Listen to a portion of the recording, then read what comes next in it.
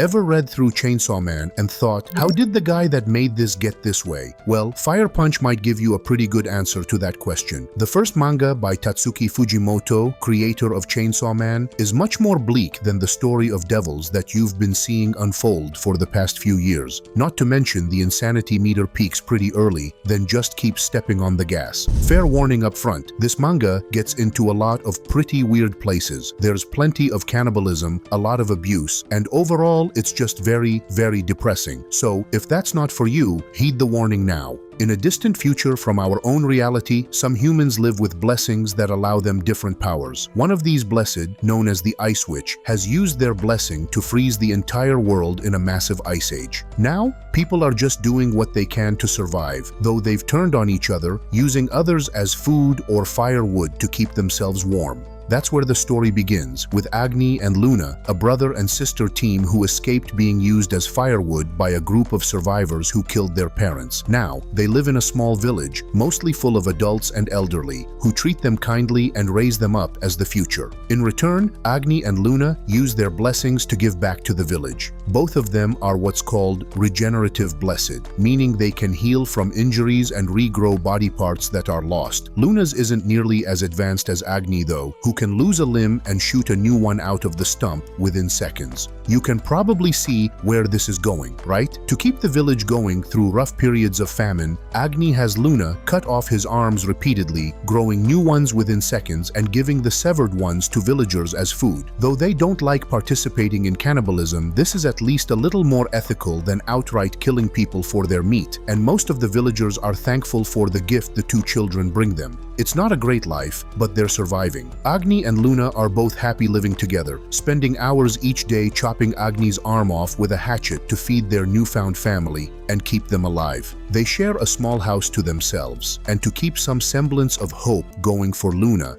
Agni tells her about the times before the world was frozen. He remembers the last words his parents told them before they died, simply giving them the order to live. One night, Agni is telling Luna about the times before the Ice Witch froze everything, about how he would play in a warm river on nice days while their parents watched. It's a lie, of course, as Agni doesn't remember any times before the world was frozen solid, but it makes Luna happy to hear about. She asks Agni if he'll show her the world when it warms up, and he agrees wholeheartedly. Then things get a little weird as she asks Agni to make a baby with her. Fujimoto might be a weird dude, but even he has the sense to make Agni shut that down quick, telling Luna that they're siblings and can't do that. Thankfully, she backs off and the two continue about their lives, for a few days at least. One day the village is visited by an armored convoy from a nearby city called Behemorg, one of the few major cities still thriving despite the frozen wastes of the world. Only because it's run by religious zealots though, and they've come to the village looking for more blessed to use as their firewood and keep the place running. Their leader, Doma, gathers the villagers while his men sack the place, taking any food or supplies they can find.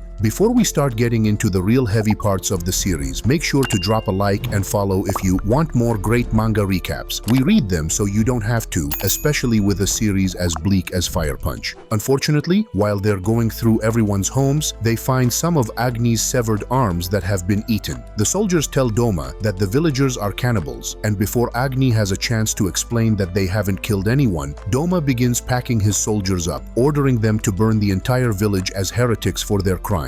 He uses his blessing to do this personally, creating flames from his hands that burn until their fuel source has been completely expended. The villagers and buildings go up in flames, burning to death quickly, though with plenty of pain to go around. Meanwhile, Agni and Luna are in even more agony thanks to their own regenerative blessings. The flames will burn until their fuel source is totally expended, so Luna and Agni are kept alive as they can't control their regeneration, constantly burning as their bodies heal themselves just to keep going. It's nearly a whole chapter of agony as Agni just burns, desperately searching for Luna through his pain and flames around him. As if the burning itself isn't bad enough, the smoke from his own charred flesh chokes him, making it difficult to breathe as he desperately rolls in the snow trying to extinguish the flames. Flashback time. Agni and Luna see their parents killed in front of them by a group of marauders years before this, and they keep the children for themselves. Luna and Agni are locked up, limbs cut off and used for firewood. Agni swears to his sister that they're going to be free again one day, even as their captors come in to cut off more limbs for the fire. Eventually, one of them wanders in and begins to harass Luna, trying to take advantage of her as they're chained up with no way to fight back. That's about when Agni has enough. He tears his own hand off to get it out of the handcuffs, grabbing the cleaver they use to chop them up from nearby and driving it down into the would-be rapist's head. With him dead, Agni tells Luna to stay there and not move while he runs into the next room and brutally kills all of their captors. They're finally free, but now they're faced with the issue of finding somewhere new to live where they won't freeze or starve,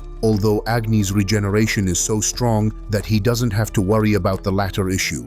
Eventually, they stumble into the village where they end up in the present day. The villagers there are mostly older people, but they know that raising these children could be the future of humanity and take them in, giving them what meager supplies they have to keep them alive. This makes Agni realize he can use his blessing to give back to them, and after telling them that he was willing to, many of them agree to eat his flesh in order to survive. Back to the present, Agni is still burning, agony breaking his brain as every new second passes. Finally, he finds Luna, still living but in much worse shape than he is. The two drag themselves closer, reaching a hand out to each other as Luna begins to crumble to ash, pushing through the pain for her last words to Agni, "Live." With that, she dies. Now alone, burning while his body desperately tries to repair itself, Agni is left with his own mind warped by pain. Over the course of 8 years, he eventually gets used to it, learning to move and take back control of his body while focusing his blessing to force the fire away from some areas of his face, allowing him to breathe fresh air once again.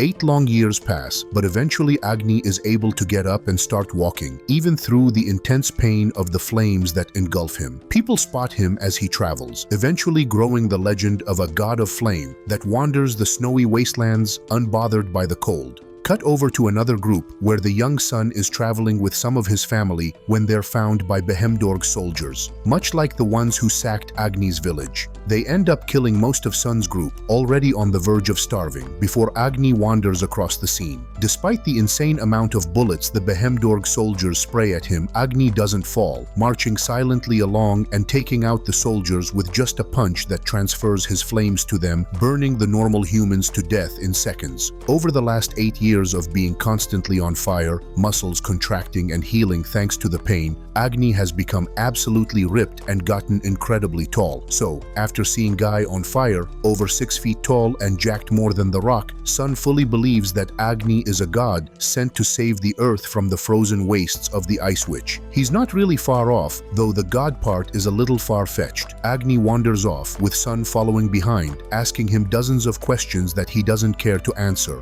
Another convoy from Behemorg eventually comes along, but this one has something much more shocking in store. Agni takes out a couple of the soldiers with his flames, but suddenly, a woman appears. Agni is taken aback, because she looks just like a grown-up version of Luna. Using his moment of surprise as an opening, the woman cuts Agni's head off, wrapping it up in some fireproof cloth and instructing the soldiers to keep shooting it so it doesn't regenerate the rest of his body. They take Sun and the others as prisoner, believing that he's actually a girl, thanks to his feminine features, and bring them back to Behemorg to use for repopulating. Agni, meanwhile, is getting lead pumped into his brain at regular intervals, leaving him unable to truly think or comprehend what's going on, but he knows that the woman who killed him looks just like his little sister that died right in front of him. When they arrive at Behemorg, the woman reveals herself as Judah, one of the leaders of the small city. Sun is taken to another area, along with a young girl named Neneto. Neneto tells him that they're likely going to be used for sex by whoever gets them, but Sun reveals that he has a blessing that allows him to generate electric shocks, and the two make a plan to escape.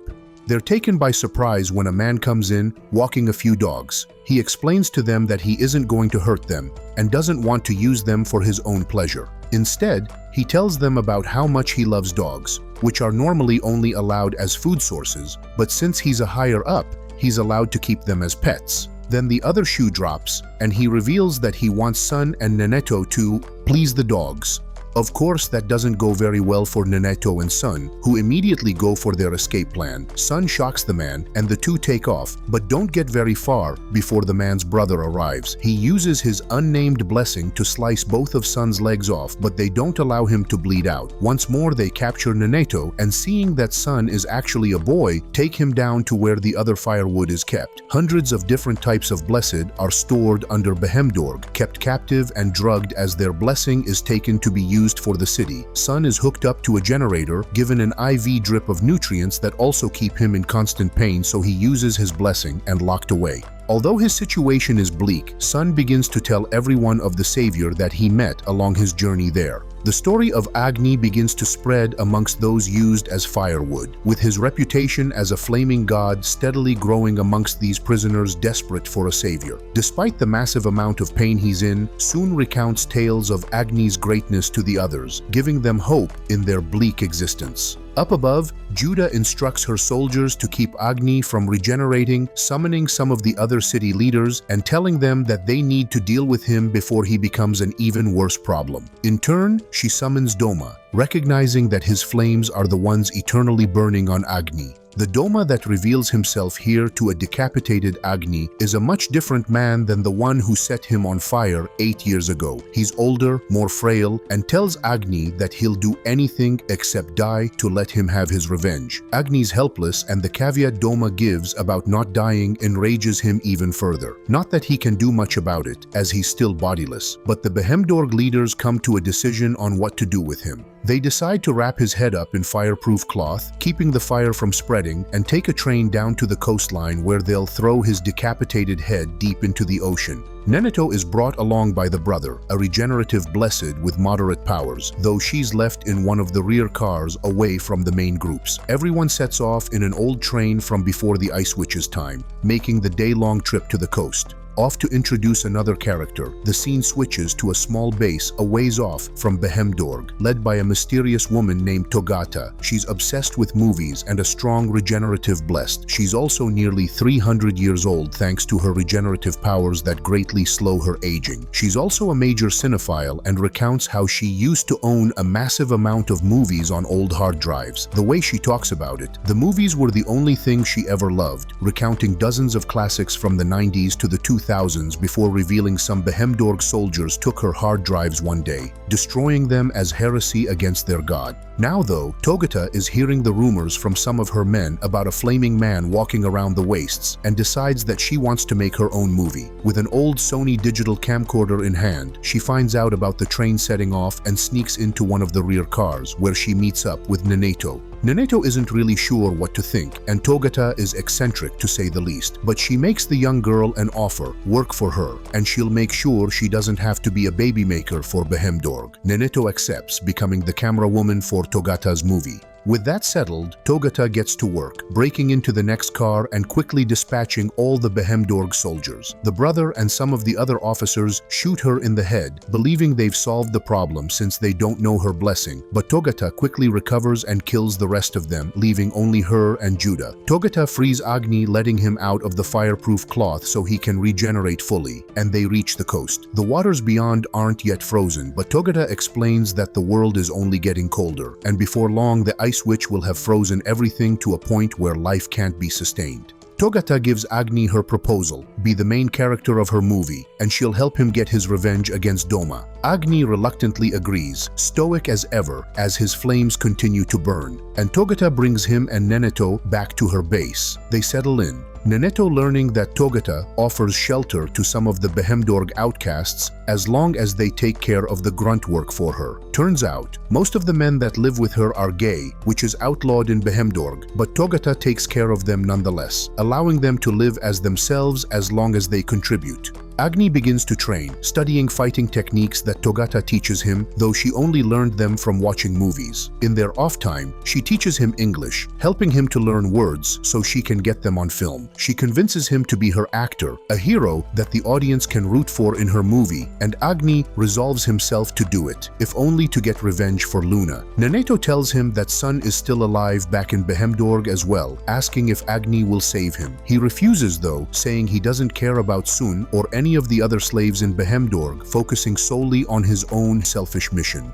Fujimoto gets pretty deep into the philosophical side of things here, with Agni going between his resolve to live for Luna's revenge and his urge to just pack up and die right then and there. Through all of it though, he still has a nagging feeling about who Judah is, still believing that she could somehow, against all odds, actually be Luna. Things are about to heat up, but first make sure to drop a like and subscribe if you're enjoying the recap. We're always on the lookout for great new anime or manga to cover too, so if you have any you'd like to see, drop a comment below. Finally, the time comes and his training is over. The day before they're due to attack Behemorg, Togata sneaks into the city, finding a huge cache of weapons and tech that she had stored there from her younger days before the city was taken over by the religious zealots. She summons Judah there, telling her that Agni will be attacking tomorrow. Togata reveals that she wants to give Judah some of the weapons in there, and that she should give them to some of their most dangerous blessed that are locked up so Agni has an entertaining fight to overcome for her movie. Really, she's planning on having them kill Agni as a tragic hero, but things aren't going to go the way she wants. While she's there, she gets a few things for her main character, including fireproof material to make Agni a wearable suit. Alongside it, she gives him a huge gauntlet that extends all the way up his arm, encasing his flames and storing them as it goes. She says this can be used for one massive attack, activated by a code word of his choosing, but that it's only good for one hit before it breaks from the sheer amount of power.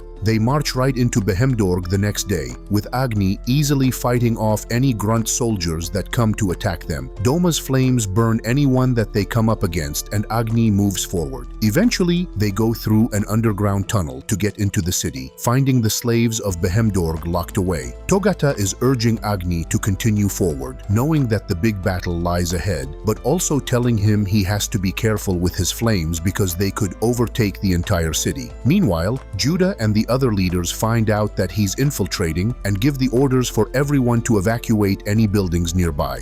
In the tunnel, seeing all the prisoners kept there by Behemorg as slaves, Agni makes a new resolution. Despite Togata screaming at him to keep moving, Agni tears the bars off the cell they're held in, starting a domino effect of slaves being freed. From there, some of the slaves go to rescue the ones being kept as firewood, telling them that a flaming man has come to save them all. Naturally, Sun's stories have spread amongst all the blessed down there, and they know that Agni is the one causing all this. Neneto ends up finding Sun, carrying him out on her back to witness Agni's confrontation with Behemorg's defenders. They confront Judah and the blessed she chooses to give Togata's weapons to. Most of them are insane, cold-blooded killers who only used their blessing for violence, and they're looking forward to causing even more destruction after they kill Agni and get their freedom. One is given a huge mech suit, fireproof with no openings for Agni's flames to get to them, but that doesn't mean he's just going to give up. See, it turns out that burning in agony for 8 years, watching your sister die right in front of you, and wandering around still on fire has really done a number on Agni's psyche. He's developed a bit of a god complex at this point, and the now free slaves that are looking on at the unfolding battle before them isn't really helping.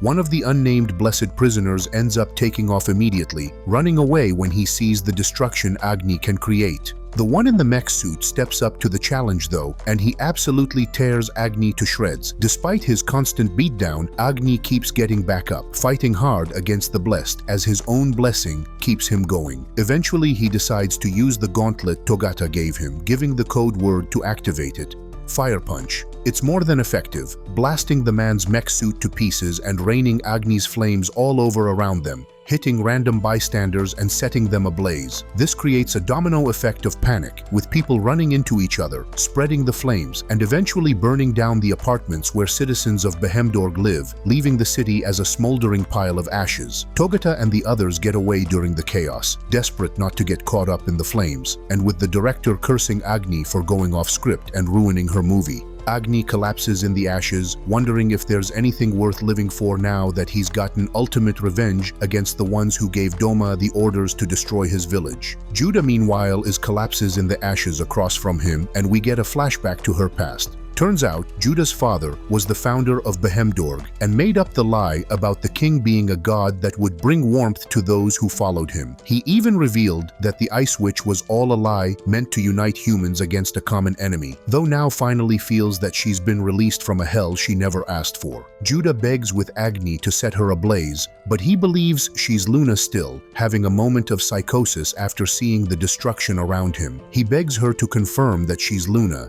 but Judah simply drags herself forward toward him, desperately trying to touch his flames. In a parallel to Luna's final moments, Judah fist bumps Agni, setting herself ablaze and thanking him for killing her. Agni goes into total breakdown mode, seeing his sister burning alive in front of him yet again, except this time, someone chops Judah's head off before the flames can reach it, ensuring her regeneration will bring her back without the enchanted fire to kill her. The person who did it wears a thick winter coat, revealing themselves as the Ice Witch, and telling Agni that Judah isn't allowed to die because she and Agni both need to live. Far away, the prisoner Blessed is still on the run when he comes across a random group led by a masked man holding a baseball bat. The man's blessing allows him to see the soul of other people, and upon seeing the prisoner and how many people he's killed, launches a home run hit right at him, killing him with ease. The masked man then claims to be a follower of Agni, the fire punch, as he's now gaining a reputation around the country.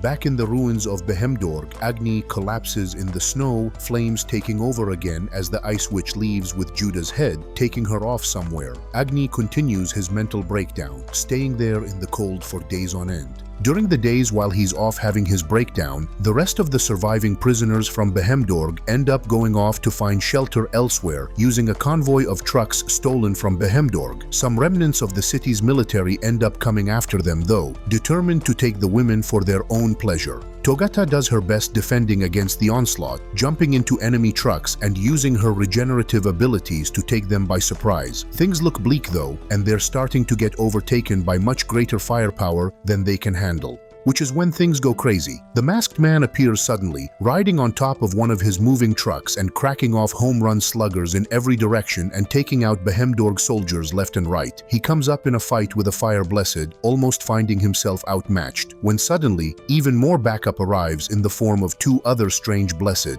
One, a man wearing a metal mask and nothing else but underwear can create weapons from his blood, which he uses to take out plenty of the Behemorg soldiers. Another, a scantily clad woman with an eye patch, is able to control metal like a hot magneto. She rides a javelin around through the air, using it to take out entire trucks of soldiers and declaring that she's loyal to Agni. The three of them manage to clean up the pursuing soldiers in next to no time, keeping the escaped citizens and slaves safe for a while longer, before finally settling down into a small abandoned village they find. The woman explains that she has a family of around 100 people and wants protection provided by Agni, which Togata agrees they can give. The Batman says he heard tell of Agni's miracles, deciding to follow him after his son was saved by Agni, much like Sun was. The naked masked man meanwhile says absolutely nothing, remaining totally silent and simply watching everyone else, though he seems incredibly loyal to Agni. Realizing that everyone there is only going to truly listen to the guy bathed in flames, Togata goes back to Behemorg to collect him. She hears his story about the Ice Witch, but in the meantime he has bigger responsibility now. Thanks to his sudden urge to free every slave, they have to now keep all these people alive or risk them revolting against their newfound god. Agni takes it pretty seriously for a while too. He talks to Neneto and Togata, coming up with a plan to help keep everyone fed using Agni's own flesh, much like he did years ago in that small village with Luna. The only issue is his entire body is engulfed in flames that turn everything to cinders, so they're only able to use a small portion of his head.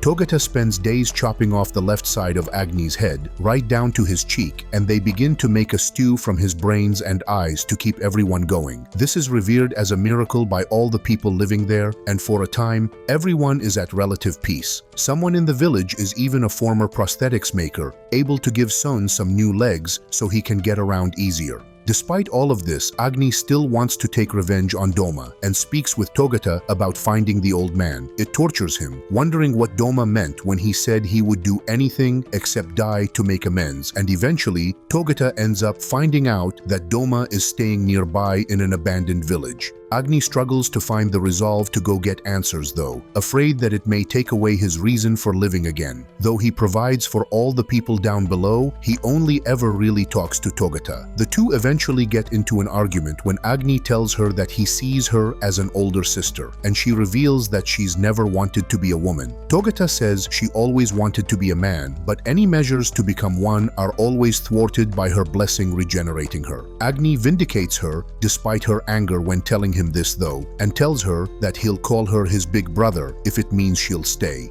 Meanwhile, far away, Judah begins to wake up after her body regenerates. The Ice Witch takes off her hood to reveal that she's yet another Luna lookalike, though with a tree beginning to grow out of her face like some weird plant human. The Ice Witch reveals her name is Sulya and that she's thousands of years old from a time when humans were able to hold multiple blessings before the cold set into the world. There's not a lot of information given here, but she gives hints that the world was going downhill even before the freeze started. When she was younger, she loved movies, a lot like Togata, but eventually they were outlawed and the world went to hell, with no more movies or entertainment able to be made now that everything was a frozen waste. Sulya reveals her ultimate goal to restart human civilization, guiding it along the exact same path until more Star Wars movies are created. Probably good to note this series came out before Episode 9, because that probably would have made her abandon the plan entirely. How does she plan on doing this? Well, by doing nothing other than turning Judah into a giant frickin' tree that will warm the earth. She explains that Judah is like her, a remnant of the old people who can use multiple blessings, and that she's already begun the process of making her become the tree that will rewarm the world. Judah throws the blanket off of her, horrified to see that roots are beginning to grow from her body, already forming the massive tree to come.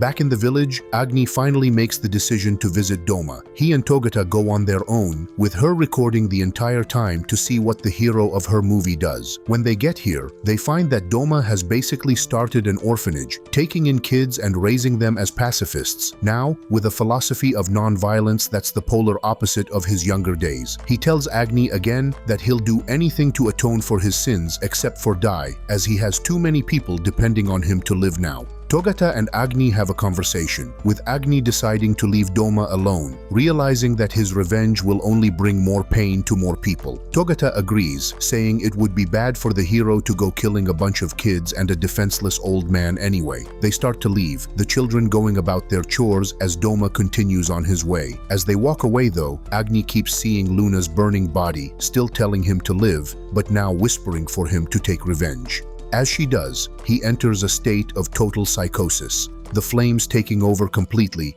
and turning him into Fire Punch once more.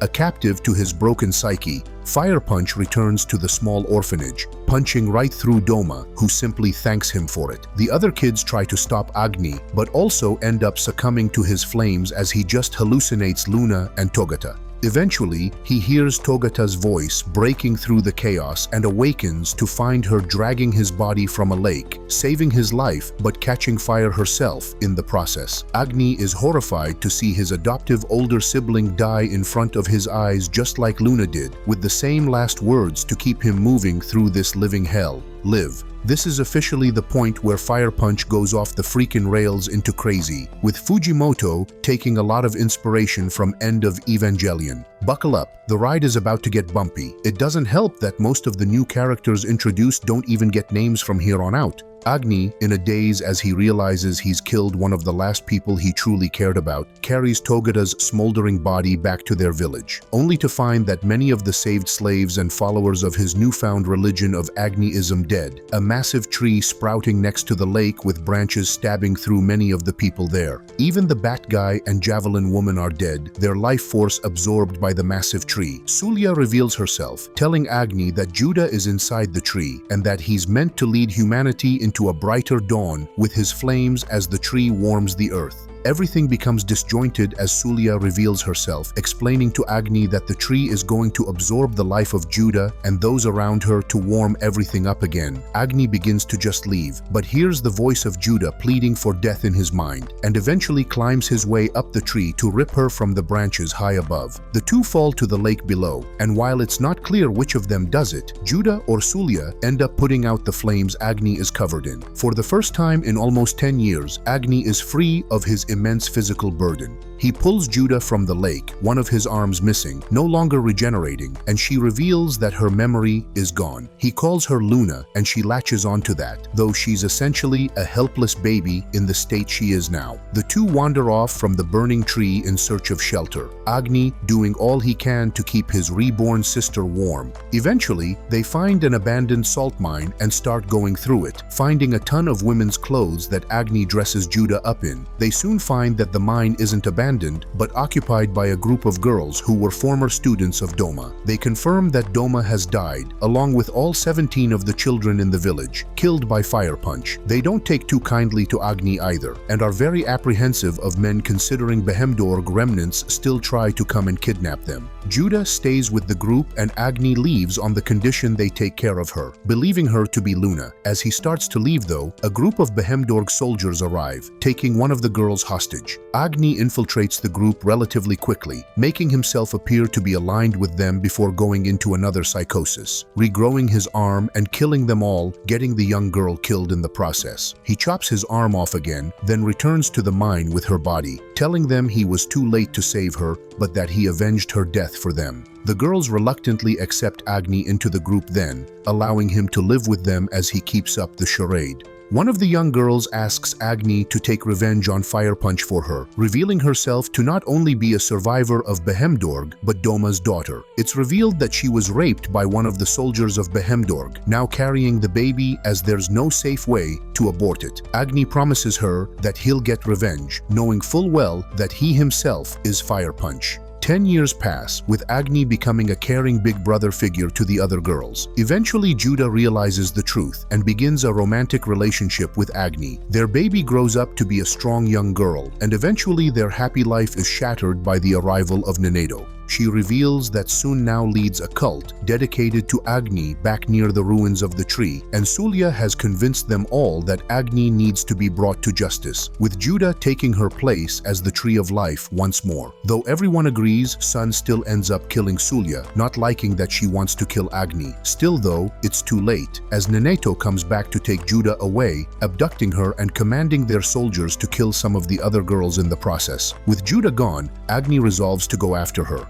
The young girl, only 10 years old, is angry at him and reveals she has a blessing as she tries to leave. The same flames spew from her hands as Doma's long ago, inherited genetically, and once again turn Agni into the dreaded Fire Punch. As he makes his way to the village, Sun is there to greet him. Though he tries to talk down his former savior, Agni is lost to his psychosis yet again, killing Sun and burning through villagers with ease. As he approaches Judah, she realizes that she has to become the tree and disappear in order to pay Agni back for giving her a peaceful life she didn't deserve. She uses her blessing and blasts him right in the head, destroying the regenerative center of his brain. Though his blessing ensures that he heals, it destroys any sense of self and all the memories he has. Judah becomes the tree, requesting that Neneto let Agni live with her until his last days, now telling him that his name is Sun. There's a 100-year time skip as the tree grows, bringing warmth and new life to the area around it. Nobody but Neneto realizes that Agni is still around as Sun, and he leads a peaceful life along with all the other survivors as they're able to grow crops again. Eventually, Neneto dies, leaving Agni there alone as humans begin to fall back into their old motions and war over the land surrounding the tree. All he does most days is sit in the small movie theater that they built, watching through Neneto's parting gift footage from an old camcorder, with a film made by Togata on it called Fire Punch.